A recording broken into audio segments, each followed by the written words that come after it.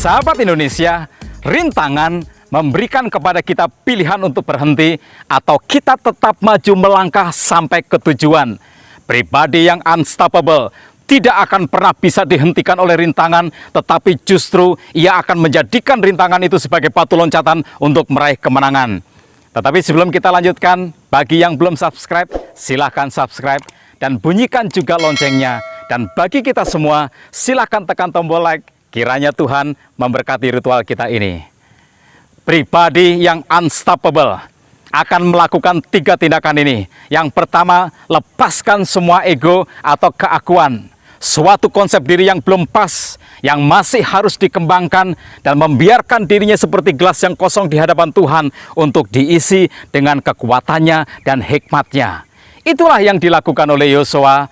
Dalam Yosua pasal 5 dan 6 diceritakan, ketika Yosua sedang mengamati kota Yeriko yang besok harus ditaklukkannya, tiba-tiba panglima bala tentara Tuhan datang dan memberikan perintah kepadanya, "Tanggalkanlah kasutmu dari kakimu, sebab tempat engkau berdiri itu kudus." Dan Yosua berbuat persis seperti yang diperintahkan kepadanya. Sahabat Indonesia, di hadapan Tuhan, kita harus menjadi seperti gelas kosong. Lepaskan seluruh konsep dirimu yang selama ini engkau miliki.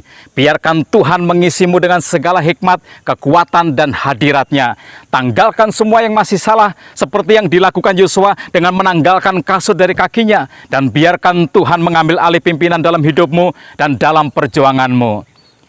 Kedua, engkau harus memiliki strategi. Strategi pengambilan kota Yeriko sangat unik. Dalam Yosua pasal 6 ayat 3 sampai dengan ayat yang ke-16 diceritakan, Tuhan memerintahkan Yosua dan bangsa Israel mengelilingi kota itu sekali sehari selama 6 hari. Dan pada hari yang ke-7 mereka mengelilinginya sebanyak 7 kali. Pada saat mereka berkeliling, mereka juga harus berjalan dengan diam.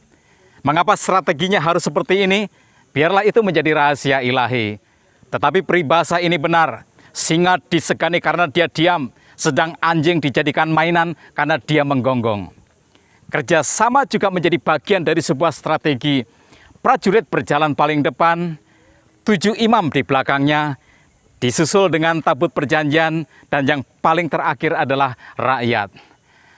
Dan pada hari yang ke-7, pada akhir dari putaran yang terakhir, maka mereka bersorak bersama-sama dengan suara yang sangat nyaring, bersamaan dengan ditiupnya sangkakala, maka tembok itu akan runtuh, dan dengan mudah mereka masuk dan mengalahkan musuh.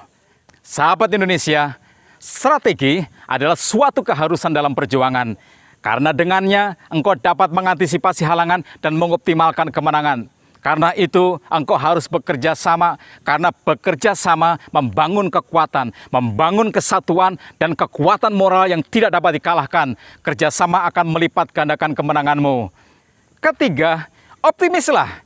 Saat pengambil alihan kota Yeriko tiba, Yosua berseru, "Majulah, kelilingi kota itu." Maka mereka bergerak maju dengan semangat dan dengan rasa optimis yang sangat tinggi.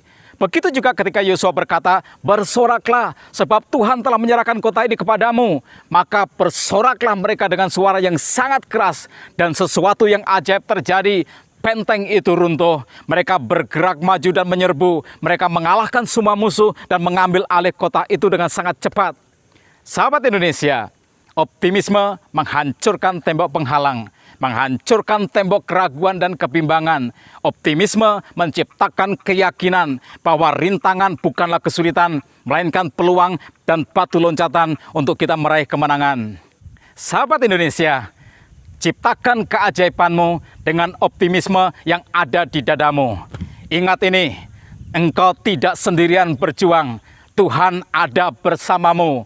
Ingat juga, rintangan memang memberikan kepadamu pilihan untuk berhenti, tetapi pribadi yang unstoppable akan memilih untuk maju berjuang sampai ke tujuan. Jadilah pribadi yang unstoppable. Lakukan 3 tindakan ini. Lepaskan semua konsep dirimu yang masih salah. Bangun strategi dan bekerja samalah.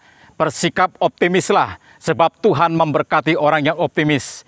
Selamat menjadi pribadi yang unstoppable. Tuhan memberkati.